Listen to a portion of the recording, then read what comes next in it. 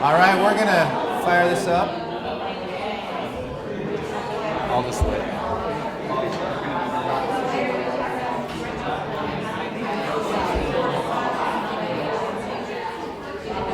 Okay, we're going to begin. Can you hear me all right? We're going to try to...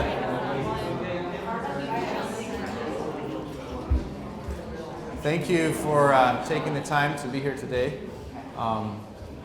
We have a lot to cover in like 2 hours, 2.5 hours, so hopefully we can provide as much meaningful information to you as possible about our experiences in working with personalized learning. But to begin with, I thought I'd do a more formal introduction and say who I am and kind of who I'm working with and my partner in crime. So my name is Kenneth Grover, as I mentioned, and work in Salt Lake City School District. We're in an urban setting. I think that's important because some of you probably aren't in an urban setting. You might be in a rural setting. And I've been in education for 20 years, worked in a traditional school as a teacher, then as an administrator, principal of a major big school, say 2,200 kids, there's a lot of students in an urban setting, and then transitioned to a directorship in my district to lead out on initiatives that were perhaps innovative. At the time, we didn't use that word.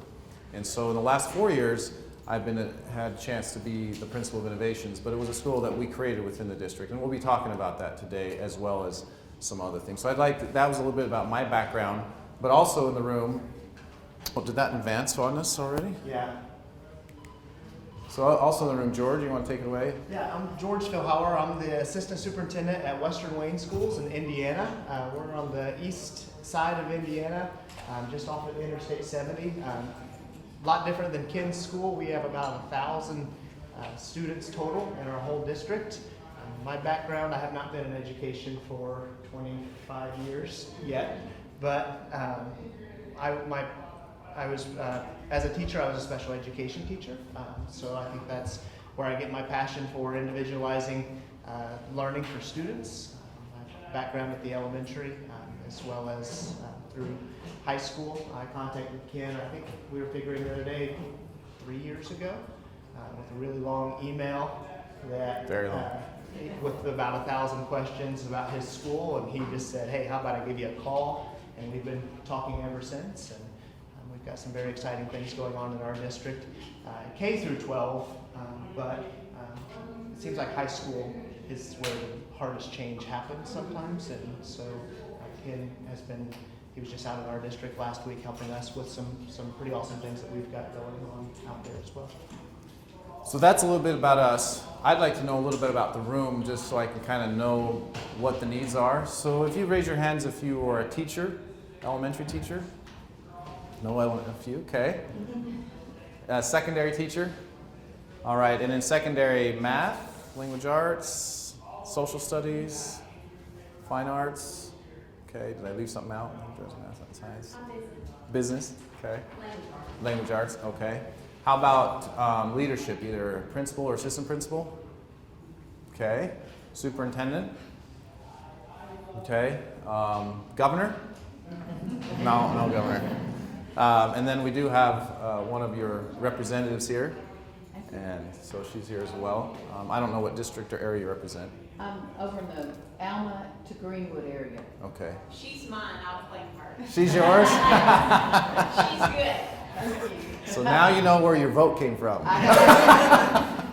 So anyway, so that anybody I missed that's in the room that another title that yes. Higher ed. Okay, I didn't think about higher ed. So yeah, higher ed. Anybody else with higher ed in here? Okay, great. Yes, you're with higher ed? What's that? Department of Education. Oh, okay, great. Department of Ed. We have a couple. Great. Well, we want this to be very interactive. We want you to feel like you can ask questions, like you can participate as much as you choose or as not. We want to personalize this as much as we would personalize our own school, okay? When we came in this morning, all the tables were laid out in rows. And that was the very first thing I said, I gotta have these out of rows because in my school you'd never see a single row like that. So I was like, I gotta mix this up a little bit. So hopefully you're okay with that. To start off, I'm not gonna tell you what we're gonna do, I'm just gonna have you do it. So I'm not as good at this as perhaps some creative people in the room, but this is something that I think kind of helps us push the idea to a creative sense. So in the middle of your table you have some balloons.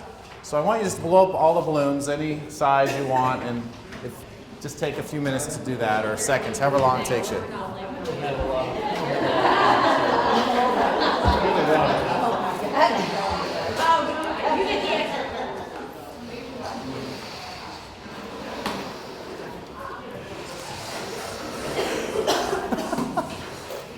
All right.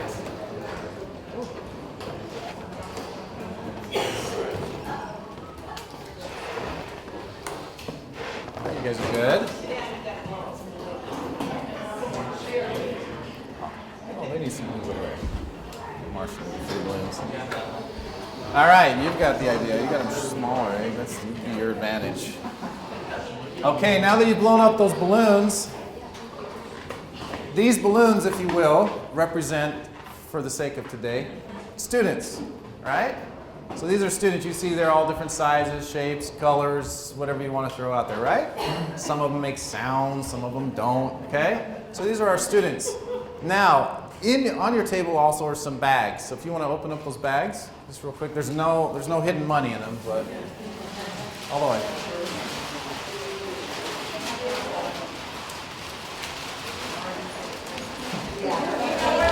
You got your bags? Yeah, still the bags. Anybody need a bag? We still have it. So the balloons equal the students. Now, I want you to put the balloons in the bag. Any of you? I didn't. Come on, you can try. You need to do it. So how are you going to do it? You did it just fine. She's deflating her student. Okay.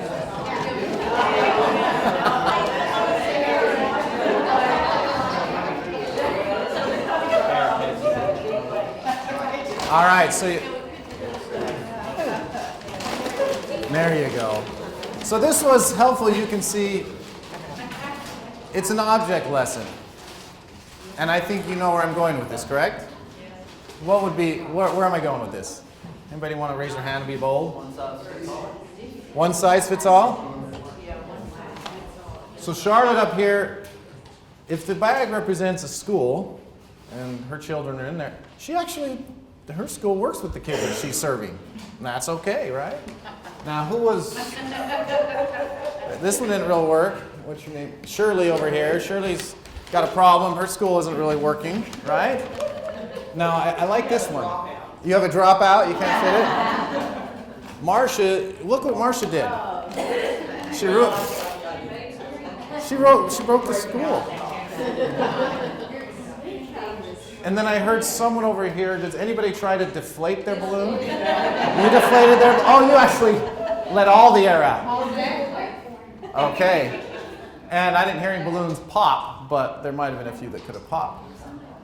While hilarious and trivial that this exercise is, if you really want to apply your experiences in the educational environment to what we just did, it actually can have a very strong emotional reaction. For me it does. Because to make a school work, and I usually would bring boxes, but I didn't have the space in my suitcase. Yeah, a bag you can rip, right?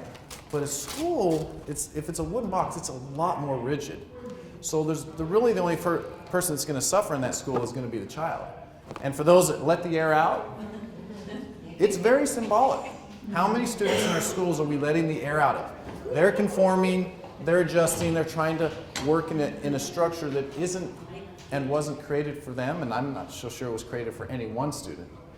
But you see, this is the mindset that I want to get you in, is why are we doing this? So I want to ask you right now, why are we doing this in our schools? Okay, it's the way it's always been done. What was that? Status quo. Okay. So I put that up there. Why do we put these guys in boxes? Now, think about kindergarten. Think about first grade, second grade. For those elementary teachers in here, kindergarten and first and second grade can be one of the most exciting times. I have children, they're always excited to go to school. By middle school, what tends to happen with a lot of our children? They hate it. They hate us too, right? Dad, drop me off 2 blocks away, please. It's like, what? I have this old beat up truck? They don't want to see it? What? So, children, and then what happens in high school? Becomes even more disconnected. But why do we put the students in boxes in the first place? And why are we doing that? Why don't we change? So the question is, why do we do it? Is linked to why haven't we changed? Anybody tell me when the school systems were set up? From my research, it was 123 years ago when we started this factory model, industrialized model as people call it. And at that time, if you think about it, not every child went to school. When they did, they usually went to 8th grade, but not every child in the country went to school anyway. It wasn't necessarily an expectation as it was an access for certain folks in privilege. And now, school systems serve every child in our country. Well, they're there. I think serving might be a wrong word to use, but they're there for our children. But we haven't shifted the practice tremendously since then. Why? Why don't we?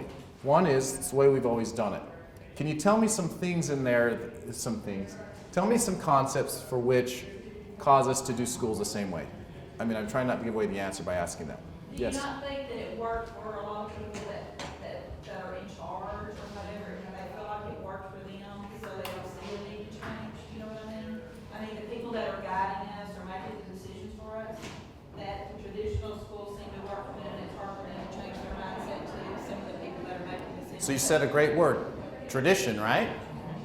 In any of us in education, everybody has an opinion about education, right? Because everybody went through it. And the way that feels comfortable for most folks is the way they went through it. And I'm not deferring to you today, but for a legislator, be careful, I'm going to say it in a nice way. A lot of legislators in my state, because not in Arkansas, but a lot of legislators in my state think they have the right solution for education because they're going to make the school the way that works for them. But we have to remember, individuals in our society who went through school and was successful for them are not necessarily in positions of power and influence to change the system. Right? And so they're not there saying, hey, wait a second, school doesn't work like that for everybody. So that's a great answer. What about systemic things? What systemically? Who's the superintendent in here? Back in the back, superintendent? How do you fund your school? How do you fund it? Well, we use federal and state funding. Okay. So you use federal and state funding. How much money you get depends on what? ADM. Average daily membership. Want to make sure that's the same case. There's also requirements for how that is spent as well. So that guides some of the How it's spent, right? practices. This is one thing that I call our great limitation. I'll hold it up. You're all sitting in one. What is one of the things that dictates funding? What do we call that in the States? Did I hear it? Seat time.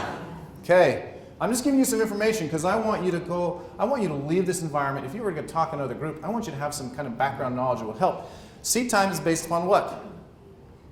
Go back to your pedagogy classes in the university. What one guy? Carnegie Unit, right? So Carnegie Unit, at least in the high school, and I'm not sure in Arkansas, but in Utah, if you sit in a chair for 36 hours, you're going to earn a quarter credit. If you are there and doing competent work, right? You're going to get a quarter credit. Doesn't mean you've learned anything. It simply means you've sat in that chair. That's the Carnegie Unit for which we are then funded for how we roll out schools. So you throw out the Carnegie Unit, you throw out seat time, and what do you have? You have a problem because how do you fund your school? Right? How do you say, well, we had this many ADM? So that's one of the reasons we put students in boxes. Tradition's another one. But I want to put in there, why do we put teachers in boxes? One of the worst things I ever had happen to me was when I was teaching, every 45 minutes, I had to reset and teach a whole new group of students. Some students were right at that point when I needed to share a little bit more information because they were learning, bell rings. Hey, we'll get back to that tomorrow. Can't cover that today. And then I'd have to reset. And think about teaching, and I'm just going to say how I think it's miserable. And I'm not saying it because students are miserable or schools are miserable. I'm just saying it's a miserable thing to do and be in when you can't effect change like you want. If you're truly in the profession to inspire children. In Arkansas, are the high schools set up on a block or are you on 7 periods or 8 periods in a day? Where are we at? Both? So let me lay out a day for a teacher in most schools in this country, not necessarily in Arkansas, but in Utah, about 95% of the schools high schools are on a block schedule. So a block means 4 by 4. We have 4 on one day, 4 on the next. 90 minutes a period. Now think about it. If you had to hear and listen to me for 90 minutes, have a 5-minute break, and do that again. As a student, that can be very, very challenging and frustrating. But as a teacher, it's almost impossible. Think about a teacher who teaches math. You're trying to teach some concepts, do some practice, revisit, reteach. You need to do 2 lessons in 1 period because it's now twice as long. How in the world are you going to pace for the children? Same thing with language arts. But 90 minutes, you then reset and you have another group, about 35 to 37 students come in. Is that paint a schedule for what it feels like to be a teacher? You got into teaching to inspire children, and for the most part, even if you have great students, it's really hard to inspire every one of them to where they are. And if you have students who have academic, what I call achievement gaps, you can be even more frustrated as a teacher because now we've layered on accountability and we've layered on growth scores, and you have students that, wait a second, I need to get them to here, but they already came to me all the way over here. It's going to be really hard to get them to there. And because you didn't get them to there, you lose your job, right? I mean, that's kind of what some folks are trying to get to. So why are we putting teachers in boxes? Why do we need to do that? I'm just saying it as a rhetorical question. So then I present to you what I did in the session today. These are what I call the 4 pillars of personalized learning. This is not about how you should set up your school like I set up mine.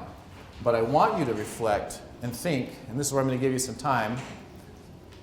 I want you to work in groups, and I want you to just lay out what your school looked like or assistant school looked like. So spend a few minutes, let's say 2 or 3 minutes, just writing down quietly time, path, pace, and place. I'll put it back up there. What you would do to make your school or create a school that has those components in there. Sound good? Does that kind of help? So I would say, well, yeah, right here. 3 ways you can create a personalized learning environment with time, path, pace, and place. So spend 3 minutes doing that, and then we're going to have you just do a little conversation at your table, and then we'll do a little bit of share out, okay? And I'll put these back up there. There you go.